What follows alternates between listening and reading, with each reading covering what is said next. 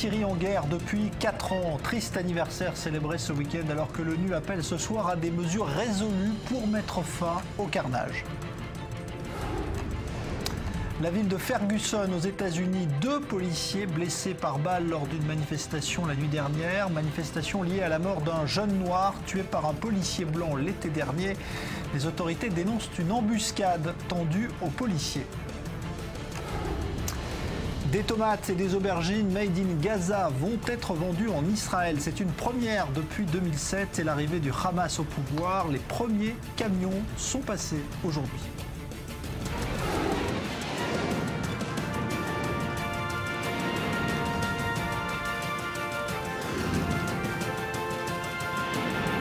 Le Grand Direct, avec Jean-Charles Banou. Bonsoir à tous. La communauté internationale et l'ONU notamment s'interrogent ce soir comment mettre un terme à un conflit qui a déjà tué plus de 210 000 personnes, 76 000 pour la seule année 2014.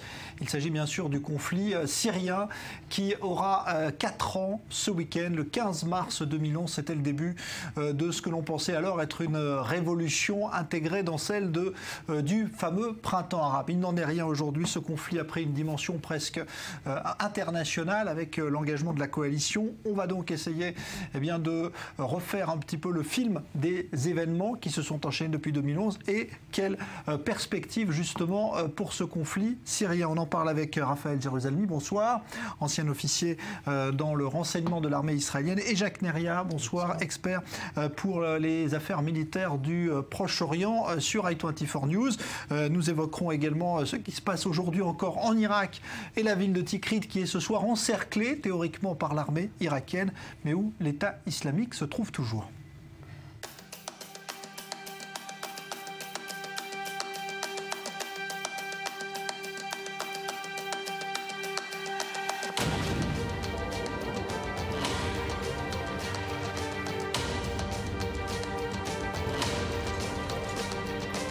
Our conclusion is that the Security Council resolutions have essentially failed in what they set out to do, which was to provide greater protection and assistance to the people inside Syria.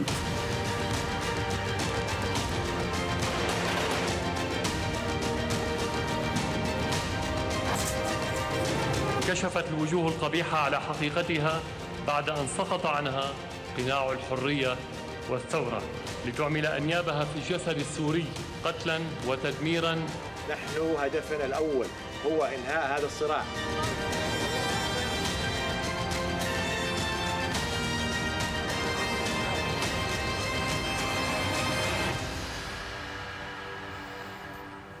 Autre chiffre donné ce soir par l'UNICEF, 14 millions d'enfants subiraient aujourd'hui les conséquences, que ce soit en Syrie ou en Irak, de ce conflit donc, qui a démarré il y a maintenant 4 ans. On y revient en images et en date avec Maxime Pérez. Plus de 210 000 morts, la moitié de la population déracinée et un pays en ruine. Déclenchée il y a 4 ans, la révolte en Syrie contre le régime de Bachar el-Assad s'est muée en une guerre dévastatrice.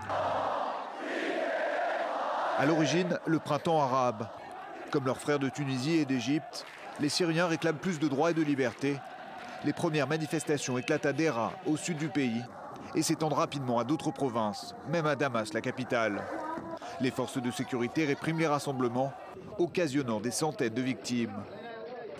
La brutalité du régime provoque des désertions en masse au sein de l'armée syrienne.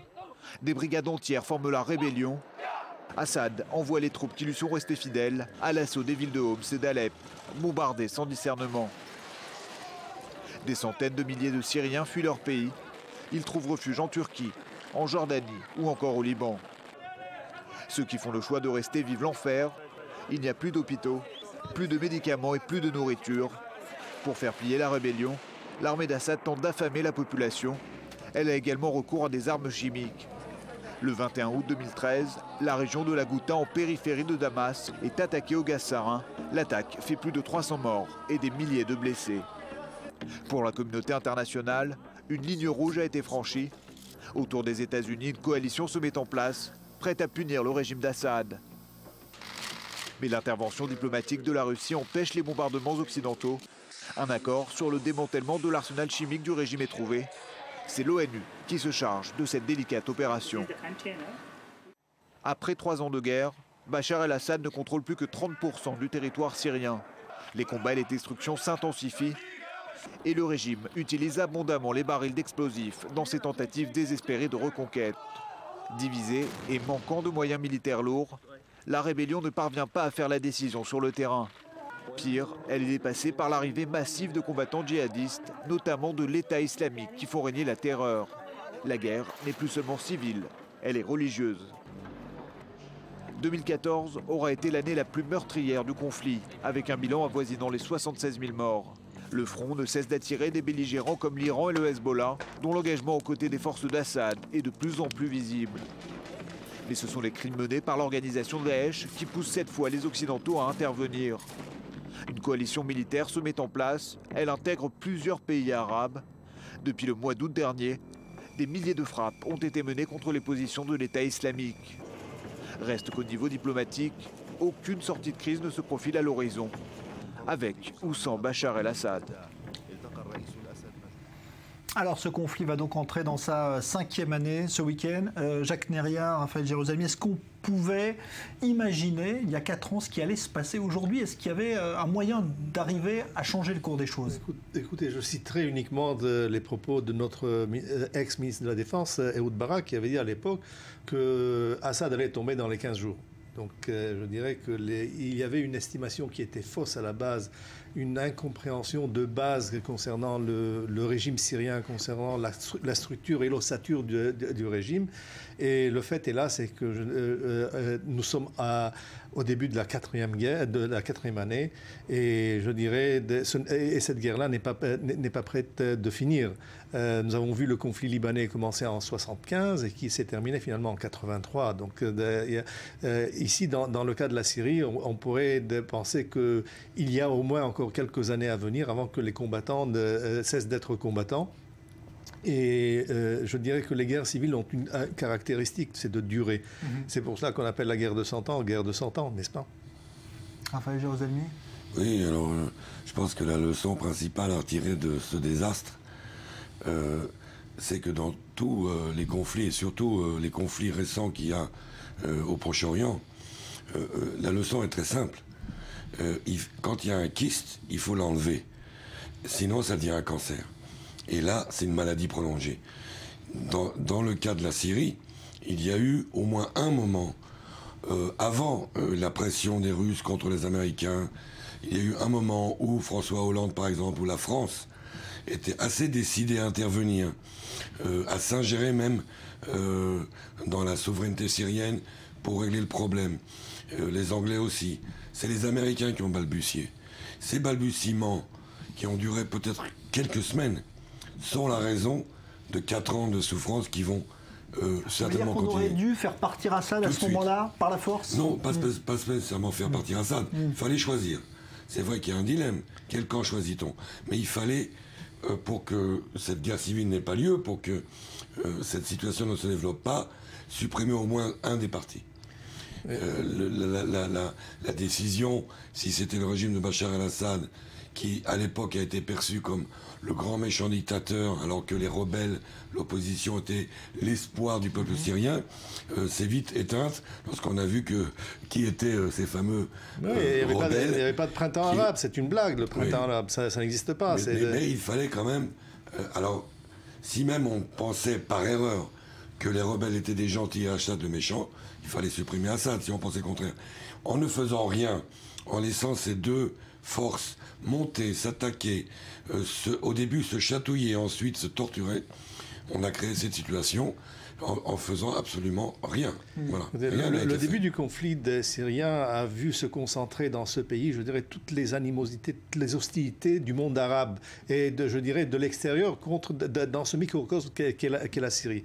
Assad a réagi comme Kadhafi. Kadhafi a dit très clairement, je suis attaqué, ce n'est pas une révolution, c'est une tentative de coup d'État qui a été perpétrée par Al-Qaïda. La preuve aujourd'hui, c'est qu'il a eu raison.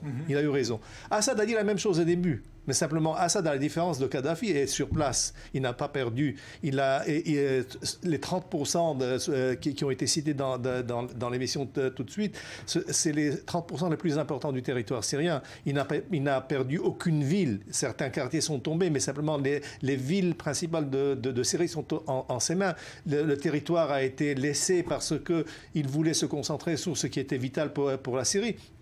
Il y a des tas de développements qui se sont passés et comme vous l'avez dit si bien, que personne ne pouvait prévoir. Donc en un premier temps, je dirais, le régime syrien, c'était un régime très fort, basé sur une ossature, je dirais, métallique et soutenant Bachar Assad. Les Alaouites n'étaient pas tout seuls. On pensait que les Alaouites, une minorité, allaient tomber comme ce qui s'est passé en Irak, comme, je dirais, la famille Kadhafi en Libye. Mais non, les Alaouites s'étaient trouvés des alliés avec les chrétiens, les Assyriens et même l'élite sunnite, contre qui on sait maintenant très, très clairement que c'était Al-Qaïda qui a commencé. Al-Qaïda avec Jabhat el-Nusra, et puis ensuite Al-Qaïda qui s'est transformé en 2013-2014 en Daesh. Donc je dirais, tout cela a émané, je dirais, si on suit l'événement en Syrie, on ne croit pas ce qui s'est passé. La Syrie démantelée, il n'existe plus une Syrie historique, entité de nation. Il existe Syrie, je dirais, cartographique. Et je dirais, au-delà de là, nous avons vu l'intervention d'éléments djihadistes, l'intervention, je dirais, de Hezbollah, la première fois sortir de l'État libanais et se conduire comme une milice iranienne, qu'il est d'ailleurs à 100%, l'introduction aujourd'hui de forces iraniennes sur le terrain, et l'effacement surtout des frontières entre l'Irak. C'est un conflit qui a débordé. C'est un conflit qui a débordé, qui a commencé comme une goutte d'eau, mais c'est la goutte d'eau qui a fait déborder le vase. Si je peux me permettre, c'est exactement le point. Parce que j'ai parlé d'un kyste qui devient un cancer. Tous les conflits débordent. Il est aberrant de voir à quel point les décideurs, au plan global, n'arrivent pas à se rendre compte de cette simple équation. Il n'y a pas de conflit local, surtout aujourd'hui. Tous les conflits débordent. Et maintenant, par exemple, ce qui aurait pu être une horrible guerre civile, mais interne à la Syrie, devient un problème stratégique sur le plan mondial et du Proche-Orient. Nous-mêmes, les Israéliens, avons été surpris. Puisqu'au début, nous pensions qu'effectivement, le régime Assad, aussi méchant soit-il, était bon pour nous, sécurité, tranquillité sur les frontières. Aujourd'hui, tout est inversé. Nous avons beaucoup plus à craindre que Assad reste au pouvoir, parce que Iran, Hezbollah, c'est l'axe iranien qui nous menace directement, alors que l'opposition, même Daesh, même Al-Qaïda, ne représente pas pour nous, en tous les cas les Iraniens, une menace stratégique. Elle est une menace de sécurité, mais pas stratégique. Et donc, à chaque fois, il y a ce débordement. Si aujourd'hui, les Nations Unies, qui se montrent toujours extrêmement morales et gentilles au dernier moment, réagissent, c'est justement à cause de ce débordement. C'est parce que plus personne n'arrive à contrôler ce qui se passe et qu'on essaye maintenant de refermer cette boîte de Pandore quand en fait on a laissé s'ouvrir. Le fait, c'est qu'on se trompe en disant que la guerre civile en Syrie a commencé il y a 4 ans. La guerre civile en Syrie a commencé en 1980. Quand des commandos des frères musulmans ont attaqué l'académie militaire à Alep, ont pris 80 cadets alaouites et les ont exécutés sur le champ, je dirais, un après l'autre, égorgés ou tués. Donc, et à partir de là, ça a commencé, le conflit. Donc, quand le conflit, il y a 4 ans, a commencé, les frères musulmans avaient initié le conflit contre Bachar Assad, avaient profité d'un événement dans la région de Daraa. Donc, étant donné que c'était des frères musulmans, il y a eu un laxisme de la part des Occidentaux et des États-Unis. Les frères musulmans, ce sont des modérés. Les frères musulmans, c'est exactement ce que nous voulons dans le monde arabe, en Égypte, en Syrie, un peu partout. Donc, c'est plus ou moins l'élément avec qui il faut communiquer, il faut parler et il faut s'entendre.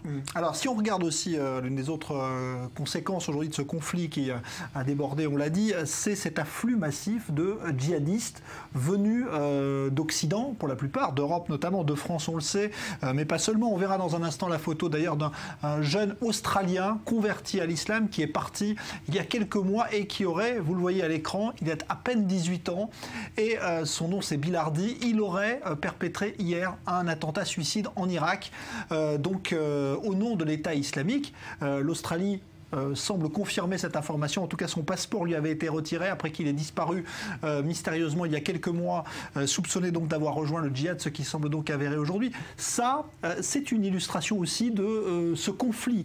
Pourquoi est-ce qu'on a pu laisser faire et comment on aurait pu empêcher aussi ce phénomène qui est aujourd'hui aussi complètement incontrôlé, incontrôlable? Je ne suis pas certain, peut-être que Jacques a la réponse, je ne suis pas certain qu'on puisse empêcher ce genre de phénomène. Il faut continuer la théorie du débordement. L'islam a des sinus. Il y a des époques où l'islam, je dirais, extrême, où les fondamentalistes islamiques ne sont pas tellement, je dirais, à la mode. Et il y a d'autres situations historiques où c'est au contraire, je dirais, il y a une vague comme d'ailleurs les croisés à l'époque, il y a une vague d'islamisme extrême qui tout simplement se propage. L'islamisme djihadiste a répondu à certains appels dans les sociétés européennes, dans les sociétés où les musulmans se sentent mal à l'aise, ou ne se reconnaissent pas, ou ne reconnaissent pas l'autorité de l'État. Quand vous posez la question à des musulmans en France, qui êtes-vous? Ils disent, nous sommes musulmans, nous ne sommes pas français. Donc il y a une convergence d'intérêts et surtout, je dirais, il y a un enthousiasme. Je ne crois pas que ce jeune Australien était musulman. Non, mais il a été converti. Il a été converti. Si vous permettez, je vais être un petit peu plus terre à terre, prendre le problème à l'envers. S'il n'y avait pas quoi rejoindre, on ne rejoindrait pas. Donc on repart à zéro. C'est-à-dire, c'est vrai qu'il faut contrôler la propagande islamique, les réseaux sociaux qui excitent les jeunes, par lesquels on recrute des gens comme ce jeune Australien. C'est vrai qu'il y a un besoin d'éducation très tôt de la jeunesse dans le monde entier contre la violence, contre l'incitation à la violence. Mais au départ, la responsabilité première, élémentaire des gouvernements, c'est bien de faire en sorte qu'il n'y ait pas de tels mouvements à rejoindre. C'est ça la base. Alors là est la faute de tous les gouvernements. Là est la faute du laxisme occidental et américain. Face à qui? Face à l'Arabie Saoudite et au Qatar, qui ont propagé pendant des années, pendant des décades, des décennies, ils ont propagé le wahhabisme qui est à la base de ce djihadisme. Donc tout cela n'est pas nouveau. Ce qu'on voit aujourd'hui, c'est le résultat, je dirais, de ce prosélytisme wahhabite de la part de l'Arabie Saoudite, ou sous le couvert, je dirais, d'un pays modéré, ou d'un pays qui veut avoir des intérêts communs avec l'Occident, on l'a laissé faire sur place et tout simplement on a laissé le monstre grandir sous nos propres yeux. Alors, il y a une autre information aussi qui a été divulguée aujourd'hui qui est intéressante parce qu'elle rejoint un peu ce qu'on est en train de dire. Ça vient de Turquie. Les services de sécurité turcs ont arrêté un agent de renseignement étranger. Ils n'ont pas voulu dire le nom du pays, mais ils ont donné des indices.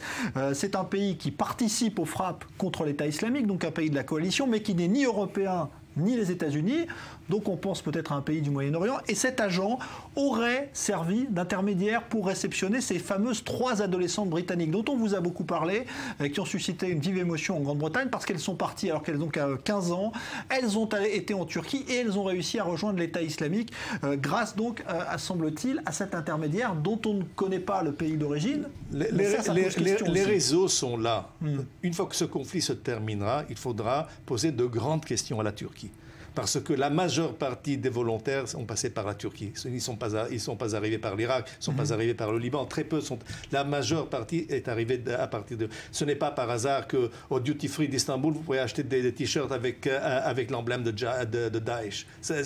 Il y a tout simplement des vidéos tournées à Istanbul où on voit des djihadistes se promener librement dans des bus, dans le métro. Il y a une sympathie ouverte de la part de la Turquie envers je dirais, ses confrères frères musulmans de l'autre côté. Il y a une hostilité énorme entre le régime syrien et Bachar Assad. Il y a un fait que les Turcs ont laissé passer les combattants de Daesh pour contourner les lignes des Kurdes à Kobané.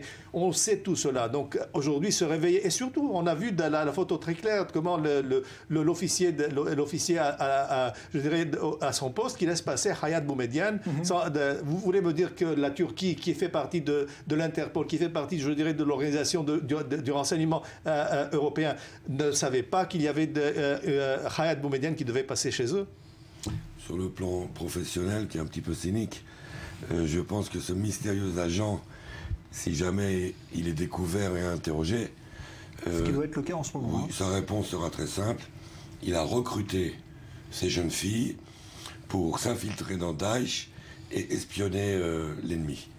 Donc ça sera la réponse, ça sera la couverture turque. Je pense que dans le même cas, même nous les Israéliens dirions pareil. Donc ils sont couverts de toute façon. Ils auront réponse à cela. Et je pourrais même dire que c'est pas impossible. Oui, parce qu'on se doute bien qu'on a vu comment qu'elles aient un marché avec cet agent qui leur dit je vous facilite l'entrée, mais vous me donnerez des informations. C'est tout à fait possible. Les réseaux sont là, les réseaux sociaux sont là, les réseaux, je dirais, des djihadistes sont là, mais simplement sans la collaboration de certains services, il est presque impossible d'infiltrer des pays. Il faut avoir des collaborateurs un peu partout. Donc il faut soudoyer un mec ici, il faut soudoyer quelqu'un là-bas, il faut soudoyer un officier, et tout cela se fait au grand jour. On vient d'avoir un citoyen israélien qui a été exécuté par Daesh, accusé d'être un agent du Mossad. Parce qu'il a décidé de revenir chez lui. Oui, mais c'est une possibilité. Oui, je veux dire, il y a des gens qui ont infiltré Daesh. Ça existe. Non, mais lui est arrivé en Turquie. Lui est arrivé en Turquie, soi-disant sous le couvert de vacances passées à Antalya, et de là-bas il attendait le réseau qu'il a pris pour l'amener. Alors comment est-ce que d'Antalya on l'amène en Syrie? Comment ça se fait comment est-ce qu'on passe la frontière sans que les gardes à la frontière ne le laissent passer? C'est impossible. Mais ça, c'est l'ambiguïté. Ce qui a vraiment créé le problème de la Syrie, c'est toutes les hésitations et toutes les ambiguïtés. Parce que ce conflit n'est pas clair au départ. Les enjeux ne sont pas clairs. Le résultat, dans un sens ou dans l'autre, n'est pas clair. Et donc, les décideurs ont eu du mal à prendre justement des décisions. Les Turcs ont opté ce qu'ils ont opté, les Saoudiens.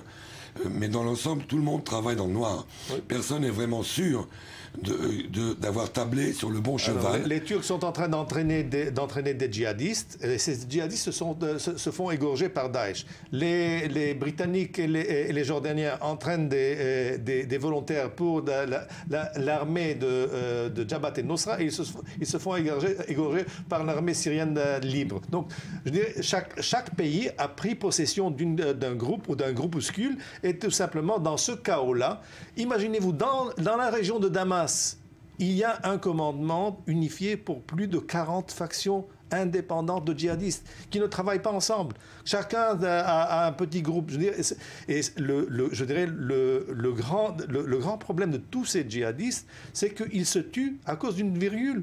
Donc, Daesh a refusé d'être sous la coupe d'Al-Qaïda, et maintenant, c'est la guerre ouverte entre Daesh et Jabhat el-Nusra. Jabhat el-Nusra est en train de tuer les volontaires venus de Turquie, qui s'appellent Khazm, donc ils les ont massacrés.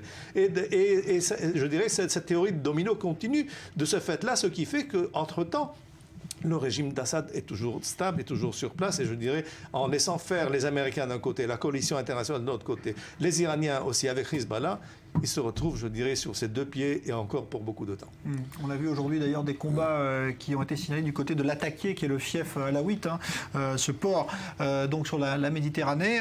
Combat entre des djihadistes et donc l'armée d'Assad. On a dénombré encore une 50aine de victimes.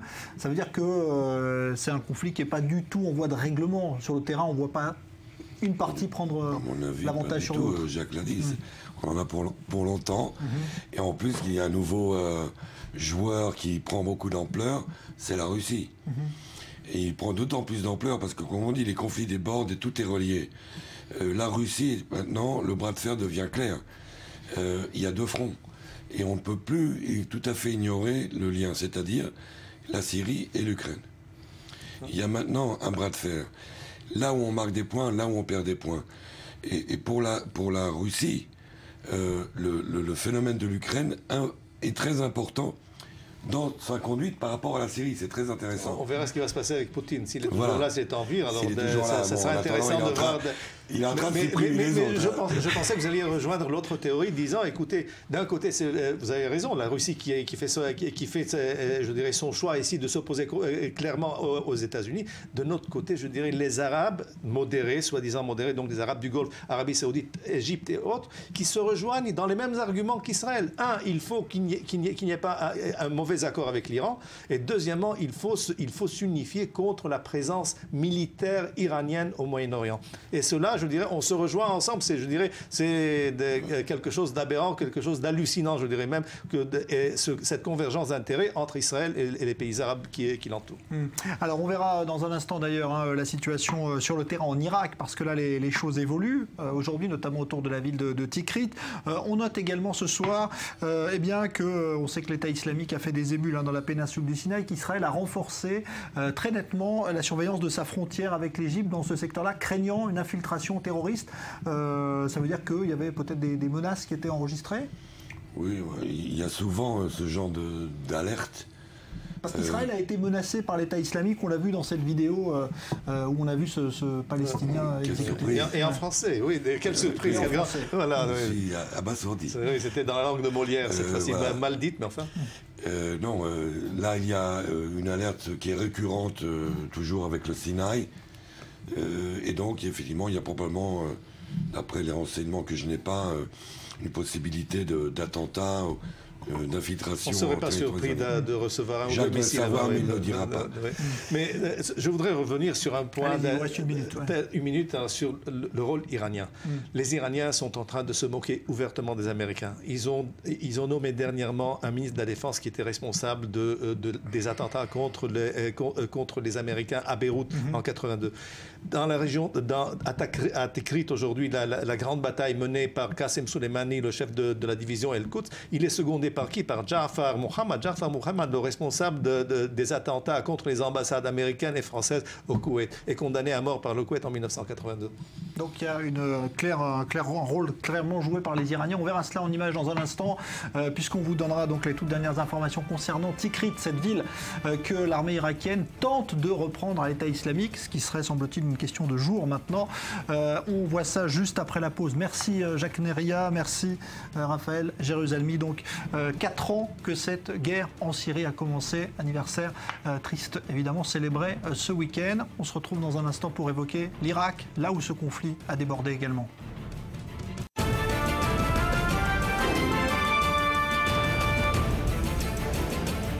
Alors que le conflit en Syrie va entrer ce week-end dans sa 5e année, des combats continuent autour de Tikrit, la ville irakienne, assiégée ce soir par l'armée irakienne qui espère en déloger l'État islamique. On en parle dans un instant.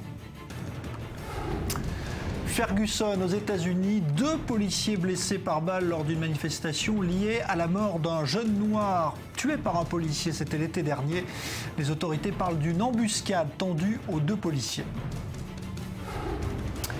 Des tomates et des aubergines made in Gaza vont être vendues en Israël. C'est une première depuis 2007 et l'arrivée du Hamas au pouvoir. Les premiers camions ont passé les postes frontières aujourd'hui.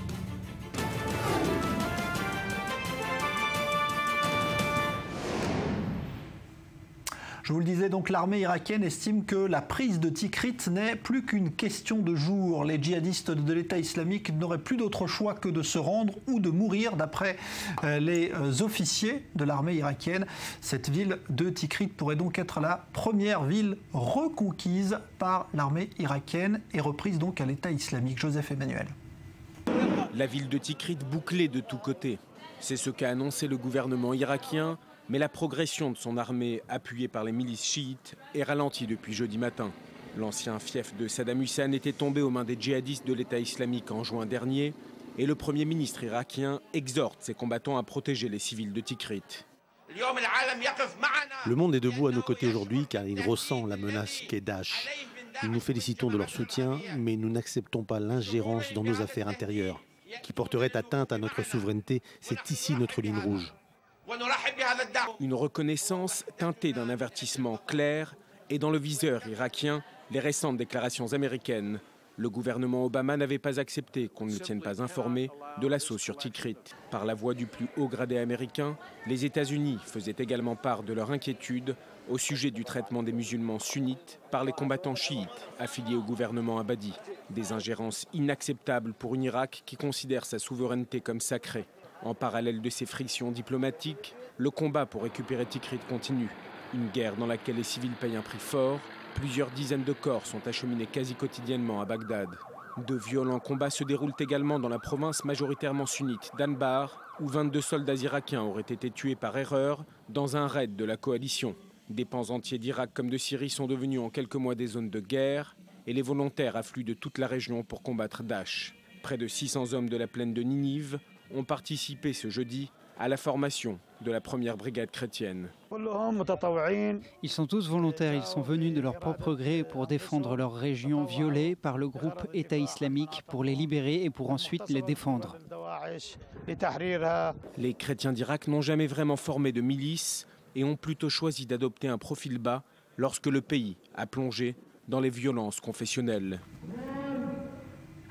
Évidemment, dans une trentaine de minutes, rendez-vous avec notre page spéciale élection à la Knesset, élection israélienne. Ce sera pour mardi prochain. On est dans la dernière ligne droite, évidemment, et la campagne semble d'ailleurs s'accélérer. On lui reprochait d'avoir un petit peu été ennuyeuse jusqu'à présent. Eh bien, illustration que ce n'est pas le cas ce soir. Cela se passe à Holon, au sud de Tel Aviv.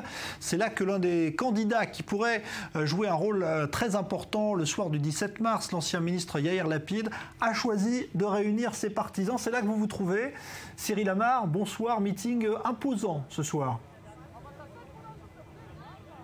Meeting très important, une très grosse ambiance ce soir, Jean-Charles, au Palais des Congrès de Holon, ici dans les faubourgs de Tel Aviv. 2000 militants du parti centriste Yesh Atid se sont réunis pour un véritable show à l'américaine, écran géant, ballon bleu et blanc que vous voulez pouvoir derrière moi, très certainement. Un show très impressionnant, vraiment parfaitement organisé. Aucun détail n'a été laissé au hasard pour ce show. Et puis il faut dire que Yair Lapid est très à l'aise dans ce genre d'événement. C'est un performeur, un showman, et il a été sur la scène pour faire scander ses militants. Chaque voix compte, a-t-il dit, et nous nous battons pour Israël avec un spectacle, hein, il faut bien le dire, ce soir. Beaucoup d'ambiance, une très grosse ambiance de toute la campagne électorale. Je crois que c'est très certainement le meeting le plus impressionnant pour l'instant auquel nous avons assisté. Un mot, Cyril, parce qu'on vous retrouvera tout à l'heure évidemment, mais un mot quand même sur la personnalité. Qui est Yair Lapid? C'est important pour comprendre évidemment ce qu'il fait ce soir. Eh bien, c'est un ancien journaliste vedette de la deuxième chaîne. C'est pour ça qu'il est très certainement aussi à l'aise devant les caméras et devant ce public. Je le disais, c'est un showman. Il est aujourd'hui crédité de 13 sièges en moyenne dans les sondages. C'est beaucoup plus que ce qu'il n'avait obtenu. En tout cas, c'est beaucoup plus que ce que les sondages lui prédisaient à la veille des élections de 2013. Il n'était crédité que de 11 sièges. Il avait créé la surprise 2 jours plus tard lors du scrutin en obtenant 19 sièges. Aujourd'hui, donc, tout est ouvert. Il est très optimiste, Yair Lapid, et il prétend avoir mené une campagne au porte-à-porte, une campagne très positive. Il prétend n'avoir accablé personne, contrairement à ses rivaux politiques. Aujourd'hui, on discutait avec des militants politiques du parti Yesh Atid. L'optimisme est à son comble. On s'attend à une grosse surprise le jour du 17 mars. Merci Cyril Amar, on vous retrouve tout à l'heure évidemment lors de notre spéciale élection pour donc revenir sur la prestation ce soir de Yair Lapid. On ira également voir l'autre outsider, on va dire, de cette campagne, la tête de liste de foyer juif, Naftali Bennett, ancien ministre lui aussi, en tout cas dans le gouvernement, qui s'apprête à laisser la main, et vous verrez que c'est une autre atmosphère. On en parlera tout à l'heure.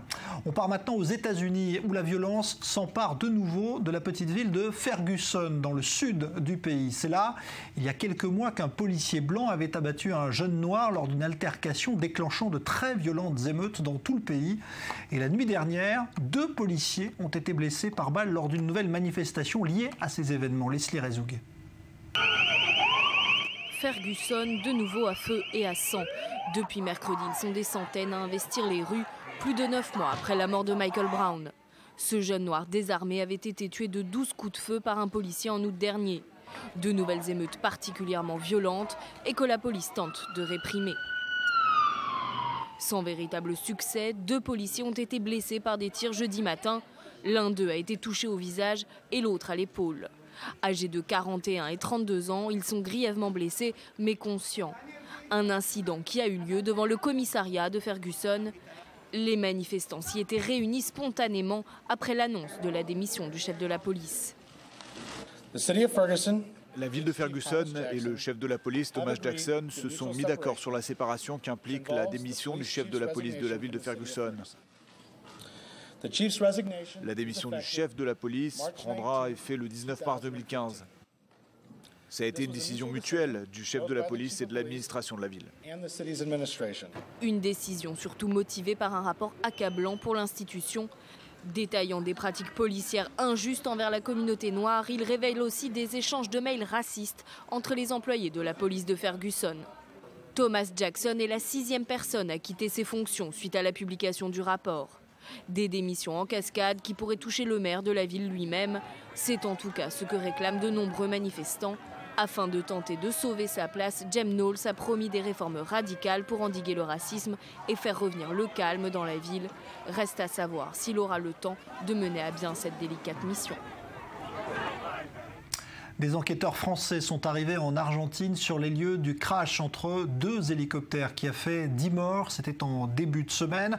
Les champions qui n'étaient pas à bord de ces avions ont eux été entendus aujourd'hui par le juge argentin chargé de l'enquête. Alors il y a d'abord une enquête technique évidemment sur les débris des appareils, mais aussi l'enquête judiciaire qui va récolter un maximum de témoignages, notamment auprès de ceux qui participaient au tournage de cette émission de télévision.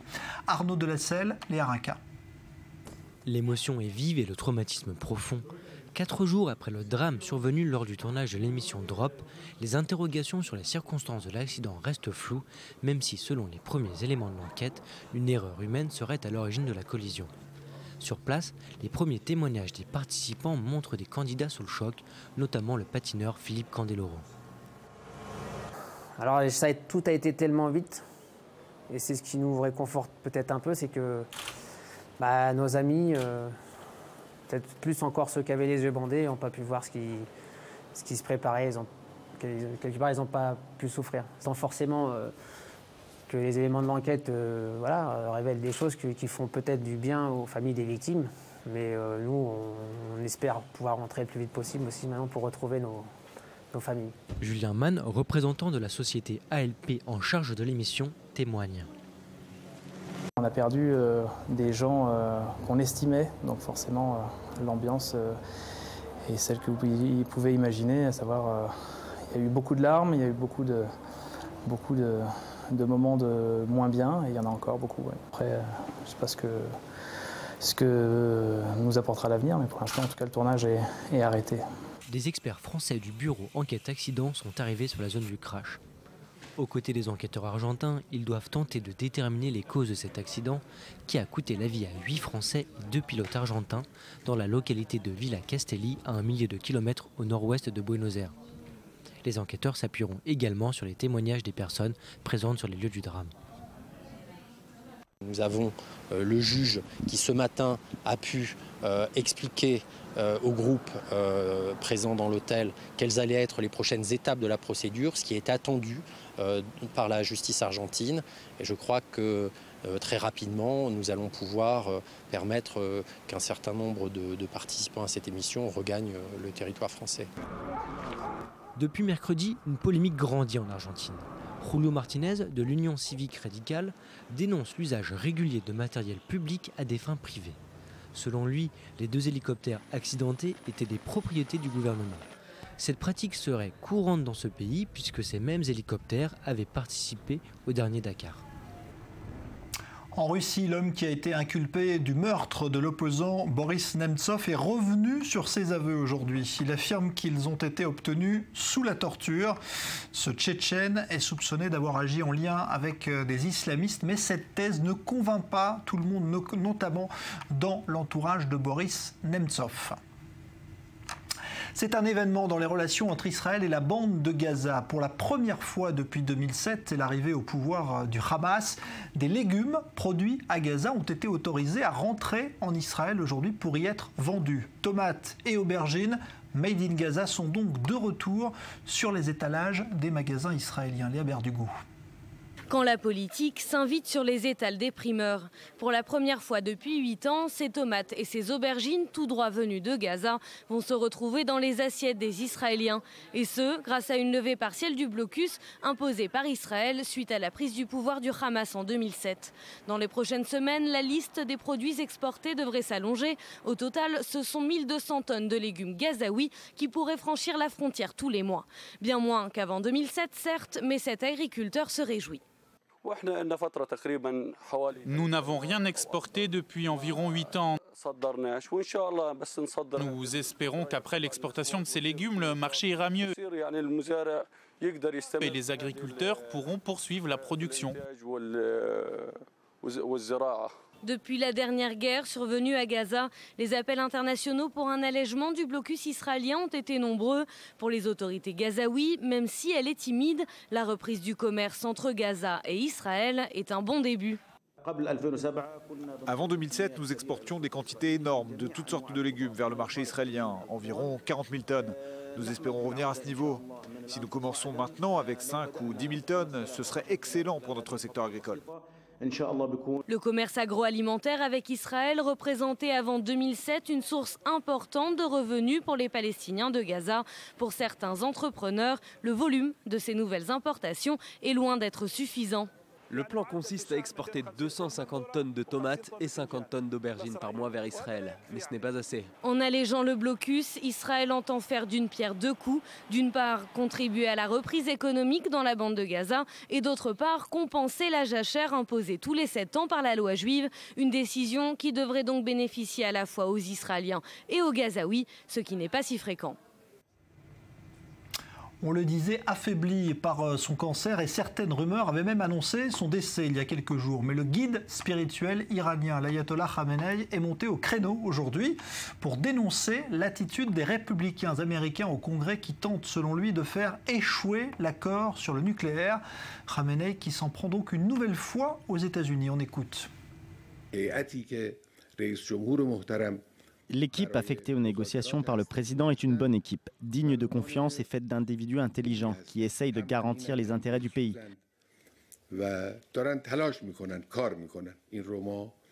Bien sûr, je suis préoccupé par le fait que l'autre partie soit dans la tromperie, la ruse et la trahison. Les sénateurs ont annoncé que si le gouvernement iranien actuel était destitué, ce contrat, cet engagement serait caduc. Ils disent qu'ils veulent instruire l'Iran, nous éduquer afin que nous comprenions leurs lois. Nous n'avons pas besoin de leurs enseignements.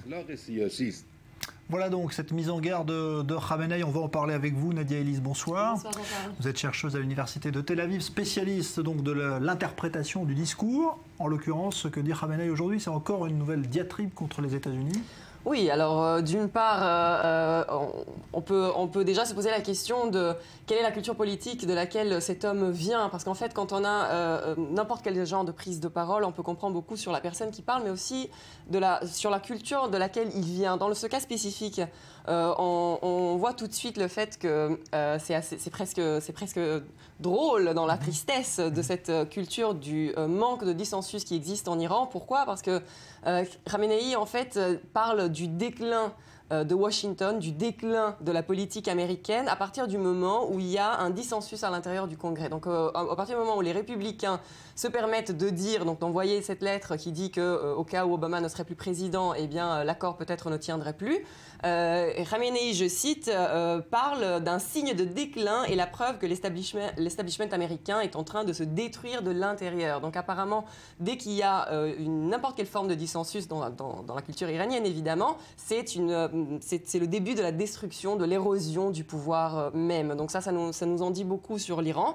Et en même temps, c'est encore plus intéressant de voir quand il parle d'éthique politique. Je cite, il dit que tous les pays, en suivant des règles internationales, on ne sait pas de quelles règles il s'agit évidemment, tiennent leur parole, même après les changements de gouvernement. Et cette lettre américaine est donc, et je recite, le signe d'une décadence de l'éthique politique américaine. Donc d'une part, il y aurait une éthique politique internationale à laquelle il a l'air d'appartenir de quelque manière. Donc l'Iran, qui est un pays qui ne respecte pas, on le sait tous, la plupart des droits de l'homme, donc la plupart des conventions internationales, dans sa tête respecte une certaine éthique, alors que les États-Unis donc ne la respectent pas.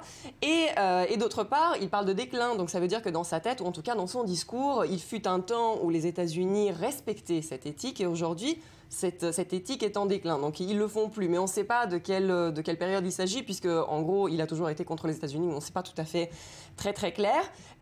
Et en même temps, c'est très intéressant qu'il emploie une rhétorique qui ressemble énormément à la rhétorique que les Israéliens emploient sur l'Iran, et aussi les Américains, quand ils parlent d'un ennemi, on l'a entendu, opaque, trompeur, qui joue des mauvais tours. C'est presque mot à mot ce que Netanyahou a dit au Congrès la semaine dernière. Pourquoi c'est intéressant tout ça? Parce que ça nous dit du manque d'informations qu'il y a en Iran. C'est-à-dire que tout ce discours ne peut pas être adressé à l'Occident. C'est un discours qu'il adresse à son public qui n'a évidemment pas conscience, d'une part, de ce que le monde pense de l'Iran, de ce que le monde pense de ce que c'est une éthique politique, de ce que le monde pense par rapport au discours de Benyamin Netanyahou, de la rhétorique qu'il emploie, parce qu'il emploie presque mot à mot les mêmes choses.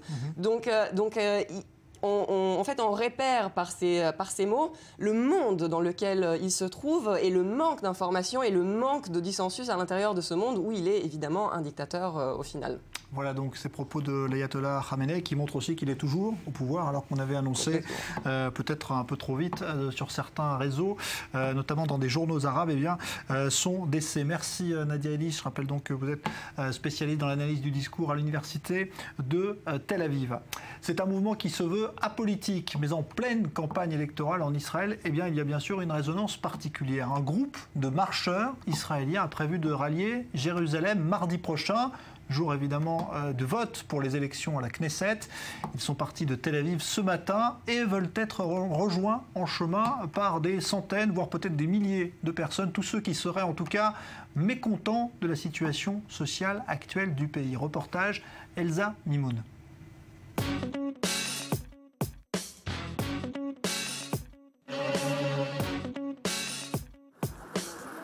Ils se sont donné rendez-vous ce jeudi matin à Tel Aviv, leur point de départ d'une marche de 5 jours qui devrait les mener à Jérusalem, à la résidence du président Reuven Rivlin, mardi prochain, le jour même des élections.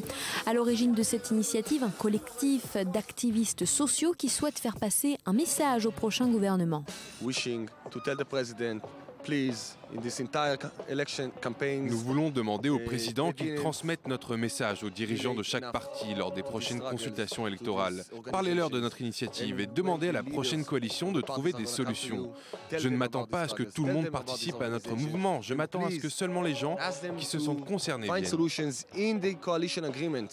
Et ils étaient déjà une dizaine à avoir bravé la pluie pour participer à cette marche ce matin, chacun sous sa bannière.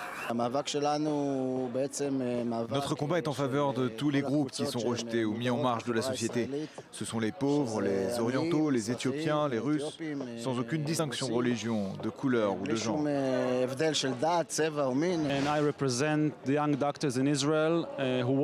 Je suis un jeune docteur qui effectue actuellement son internat. C'est un travail dur, nous n'y arrivons pas. Nous attendons que le prochain gouvernement prenne ses responsabilités et nous fournisse les droits humains basiques que nous attendons.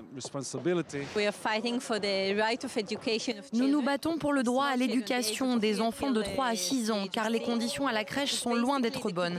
Nous voulons demander au président et à tous les partis de faire de l'éducation une priorité dans le prochain budget qui doit être voté cet été. Une véritable mosaïque de la société israélienne qui ne souhaite être rattachée à aucun parti politique. Nous participons à cette marche parce que l'union des luttes, c'est une chose très importante. Nous ne soutenons aucun parti politique. À notre avis, tous les partis nous ont négligés. Nous espérons obtenir des résultats après ces élections. Et ils espèrent être rejoints par de plus en plus de personnes au cours de leur parcours après une campagne, disent-ils, totalement détachée des thèmes sociaux au profit des querelles partisanes.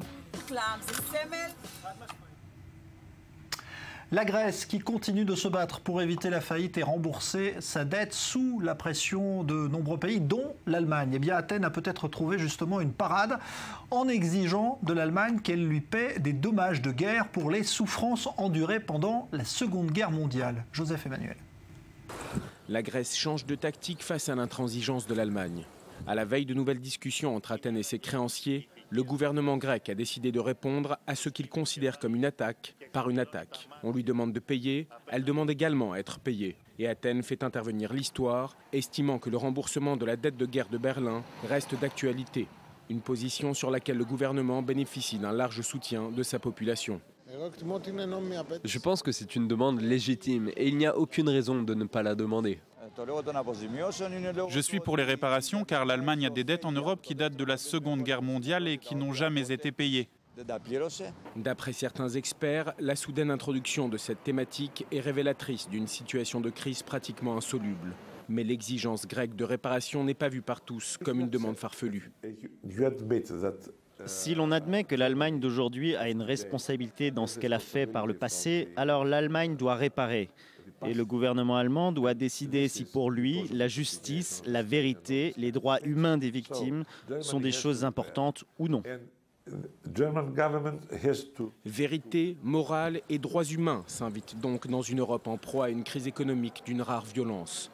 Mais l'Allemagne ne montre pas de signe d'intimidation et a froidement signifié qu'on ne doit pas mélanger dette morale et dette économique. Les positions contradictoires se font donc face, mais les Allemands gardent l'avantage dans un rapport de force où Athènes n'aura d'autre choix au final que de rembourser ou de quitter la maison Europe. Alors, rembourser cette dette, c'est le casse-tête auquel donc doivent faire face les Grecs. On en parle avec vous. Lionel Friedfeld, bonsoir. Bonsoir, analyste financier. Les discussions se poursuivent. Alors effectivement, parce qu'en fait, la Grèce rentre dans une période cruciale. Elle doit chercher de l'argent, de position. La Grèce, chercher le plus d'argent possible et surtout imposer ses propres réformes structurelles, alors que l'Union européenne veut donner le moins possible d'argent et imposer ses propres réformes structurelles. Donc on va dire qu'il faut trouver un compromis et surtout que la Grèce a gagné la première manche parce qu'elle vient notamment de lever près de 500 millions d'argent par rapport à un fonds qui est en Grèce, près de 2 milliards d'euros à un fonds qui appartient à la sécurité sociale en Grèce et près de 1,3 milliard d'euros sur les marchés. Donc ça va être une espèce de petite cagnotte qui va réussir notamment justement à amener la Grèce jusqu'à l'été. Et la vraie question, ça sera au mois de juin quand elle va devoir rembourser 6,7 milliards d'euros à la Banque Centrale Européenne. Et donc là, on va dire que le Fonds européen de stabilité financière devra aider la Grèce, sinon elle n'aura plus d'argent. Alors tout cela pèse évidemment sur le dollar, on l'a vu aujourd'hui, qui continue de chuter, face de l'euro qui continue de chuter et qui arrive presque à la parité dollar. C'est une question sans doute de jours maintenant. Alors parlons maintenant de cette conférence importante qui va se tenir ce week-end en Égypte, à Sharm el-Sheikh, conférence économique avec la présence de John Kerry. Alors effectivement, présence de John Kerry, de Christine Lagarde, la patronne du FMI, de Martin Sorel, le PDG de WPP, une des plus grandes agences de communication au monde. En fait, le président Al-Sisi veut faire venir les investisseurs internationaux en Égypte pour relancer économiquement l'Égypte. Il faut savoir que depuis juin 2014, donc à la nomination du président Al-Sisi, il a réformé l'économie et notamment la Banque mondiale, le Fonds monétaire international ont dit que jusqu'à présent, il a fait un travail exemplaire et donc il faut continuer à faire des investissements en Égypte. Et tout cela sous très haute sécurité, évidemment, puisque ça se passe dans le Sinaï. Alors, parlons maintenant d'une décision très importante prise aujourd'hui par l'autorité de la concurrence en France. Ça concerne ce que l'on appelle le cartel du yaourt. En fait, il y avait eu entente sur le prix du yaourt. Oui, sur le prix du lait d'une manière générale, c'est 192 millions d'euros qui ont été infligés à 12 sociétés, notamment qui s'entendaient pour revendre le prix du lait en France. C'est Yoplait en fait qui a dénoncé cette machination. Yoplait appartient maintenant à l'américain General Mills. Yoplait n'a pas écopé évidemment d'amende, mais donc c'est 192 millions qui vont être répartis entre 12 acteurs. Alors tout cela rappelle aussi ce qui se passe ici en Israël, parce qu'il y a aussi souvent, on dénonce en tout cas ces fameux cartels qui fixent le prix des produits de base et qui créent des problèmes. Oui, on s'en souvient notamment avec Tnuva en Israël, donc on se rend compte que ce sont des pratiques assez communes, que ce soit en France ou en Israël. Aujourd'hui, l'autorité de concurrence a mis le doigt en France là-dessus et c'est une problématique qui va être résolue. Merci Lionel Friedfeld, analyste financier. Dans un instant, évidemment, notre page spéciale élection à la Knesset. On était tout à l'heure avec Yair Lapid qui tient un meeting important à Holon colonne. On va aller maintenant tout près de Jérusalem, dans le Gush Etzion, où Naftali Bennett, le chef de file de Foyer Juif, tient aussi ce soir une réunion d'un tout autre genre. Comment ça se passe d'ailleurs? Vous êtes sur place, Léa Berdugo, bonsoir. Oui, bonsoir. Alors les partisans de Naftali Bennett commencent à arriver ici dans le Gush Etzion, un bloc d'implantation, vous l'avez dit, situé au sud de Jérusalem. Alors nombreux sont les curieux qui sont venus voir Naftali Bennett. Pourquoi? Eh bien, il est dit qu'il va jouer de la guitare. On aura la réponse dans quelques minutes. Voilà, Naftali Bennett qui est crédité d'environ 11 sièges dans les derniers sondages, qui doit s'exprimer rapidement ce soir, Léa. Il doit prononcer un discours. Oui, exactement. Il va dire quelques mots. Il va détailler son programme à quelques jours des élections. Alors, nous avons pu parler à quelques-uns de ses partisans ici. Nombreux sont déjà convaincus par leur candidat, mais ils sont juste venus ici par curiosité et pour écouter ce qu'il a à dire et ce qu'il a proposé en vue du prochain scrutin. Mais nombreux sont ceux qui déjà savent qu'ils vont voter pour lui mardi prochain. Merci, on vous retrouve à tout à l'heure, Léa Berdugo, pour avoir justement la teneur de ce discours que doit prononcer Naftali Bennett. On va se retrouver dans un instant donc pour cette page spéciale élection à la Knesset. On vous rappelle que c'est mardi prochain, donc le jour du vote, le 17 mars, et qu'on vous proposera une journée tout à fait spéciale sur i24 News avec bien des directs quasiment en continu pour vous faire vivre de très près ce à quoi ressemble une élection importante en Israël, élection à la Knesset. On va se retrouver dans un instant pour un débat, des directs, et puis un invité également, l'ancien conseiller pour la sécurité nationale de Netanyahou, Yaakov Amidror. A tout de suite, juste après la pause.